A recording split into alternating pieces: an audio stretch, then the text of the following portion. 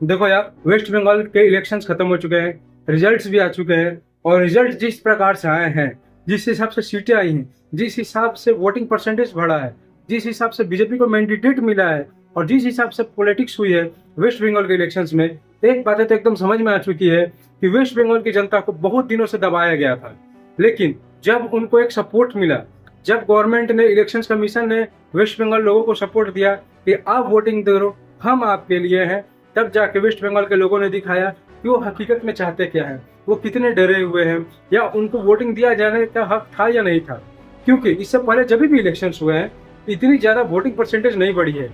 खास करके एसआईआर के बाद, ये जहां लोग ये बोल रहे थे कि एसआईआर के बाद लोगों में गुस्सा है, ये है, वो है, गवर्नमेंट के खिलाफ या इलेक्शन कमीशन के खिलाफ। लेकिन जिस हिसाब से सीटें और मैंडेट पड़ा है, एक बात तो मैं एकदम क्लियर बोल सकता हूँ, यहाँ सरकार को लेके किसी में कोई मतभेद उतना था नहीं, ना इलेक्शन कमीशन को लेके, ना अपने एसआईआर को लेके। जी हाँ, 207 से 8 सीटें जो अभी तक रुझान आ रहे हैं, जो कि लगभग साफ है, क्योंकि अब बीजेपी 156 या 57 के तक पहुंच चुकी है, जो कि अपने आप में सरकार बनाने के लिए बहुत काफी है।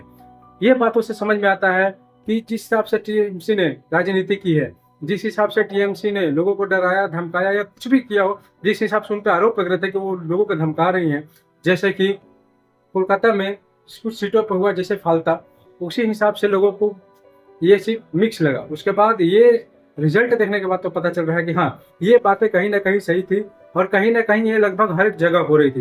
या तो थोड़ी थी या तो बहुत थी, लेकिन थोड़ी बहुत तो थी। लेकिन जैसे ही इलेक्शन कमीशन ने सीआईएसएफ के लोगों को दिया, सीआरपीएफ को दिया, जवानों को दिया, वेस्ट बंगाल के इलेक्शंस में उनको सुरक्षा देने का वादा किया, उसके बाद से ये सीटें बढ़ी। और इस हिसाब से ये देख के पता तो चलता है कि जी हाँ, वेस्ट बंगाल में फर्क तो पड़ा।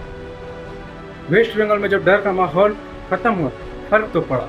और ये फर्क इस प्रकार पड़ा है कि बीजेपी अब अकेले दम पे, अकेले मैंडेट पे गवर्नमेंट बनाने वाली है।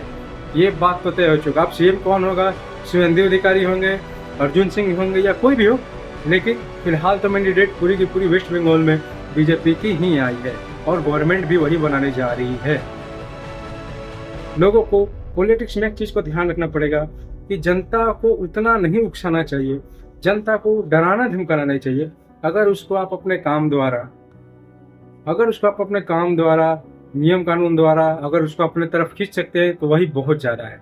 धर्म की राजनीति हुई, कोई कुछ भी बोले, धर्म की राजनीति तो हुई दोनों पार्टियों ने की। उसके अलावा जो हुआ सो तो हुआ ही, पर यहाँ पे मैंडेट क्लियर से क्लियर गया बीजेपी को।